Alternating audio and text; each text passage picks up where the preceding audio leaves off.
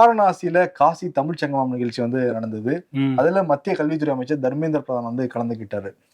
கடந்த ஒரு வாரமாகவே மத்திய அரசு மாநில அரசு கொடுக்க வேண்டிய நிதி கொடுக்கவே இல்லை குற்றச்சாட்டு இருக்கு. குறிப்பா கல்விக்கு ஒதுக்க வேண்டிய நிதியை கொடுக்க மறுக்கிறாங்க குற்றச்சாட்டு இருந்துகிட்டே இருக்கு. ஆமா. அதுக்கு மத்திய அரசு சொல்ற முக்கியமான 2 காரணம் என்னன்னா, மத்திய அரசோட மும்மொழி கொள்கையை தமிழ்நாடு அரசு ஏற்க மறுக்குது, தேசிய கல்விக் கொள்கையை ஏற்க மறுக்கிறாங்கிறதா குற்றச்சாட்டு வைக்கிறாங்க.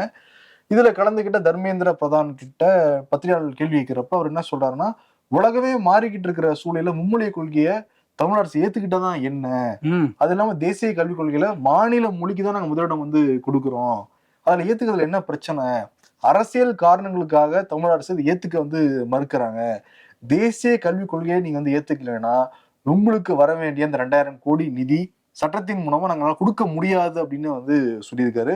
Politically motivated new education policy வந்து அக்செப்ட் பண்ணணும். 3 மொழி படிக்கிறதுல என்ன பிரச்சனை, பல மாநிலங்கள் இந்தியாவில படிச்சுட்டு தானே வந்து இருக்காங்க, மாணவர்கள் ரொம்ப திறமையா இருக்காங்க படிக்கிறதுக்கு, ஆனா இங்க இருக்கிற அரசியல்வாதிகள் மாணவர்களை படிக்க விடுறது இல்ல, அப்ப எங்களால பணம் கொடுக்க முடியாதுங்கிறத ரொம்ப ஒரு ஆணவ போக்கூடயே வந்து அந்த பத்திரிகையாளர் சந்திப்புல வந்து பேசியிருந்தாரு.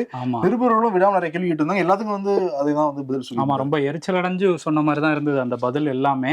ஆனா வந்து அவர்கிட்ட ஏதோ நம்ம காசு கொடுத்து வச்சுட்டு அதை கேட்கிற மாதிரியே, அதெல்லாம் கொடுக்க முடியாது, அவர் ஏதோ நம்மளோட காசு வந்து என்னோட காசுங்கிற மாதிரியே பதில் சொல்லியிருந்தாரு. இங்க இருந்து வரி பணம் போகுது, அதுல வந்து ரொம்ப கம்மியா கொடுக்கறது தமிழ்நாட்டுக்கு தான், நம்ம தான் அதிக வரி கொடுக்குறோம் அவங்களுக்கு, மத்திய அரசுக்கு. அப்படி இருக்கும்போது கொடுக்க முடியாது அப்படிங்கிறது ஆணவ பேச்சாதான் இருந்தது.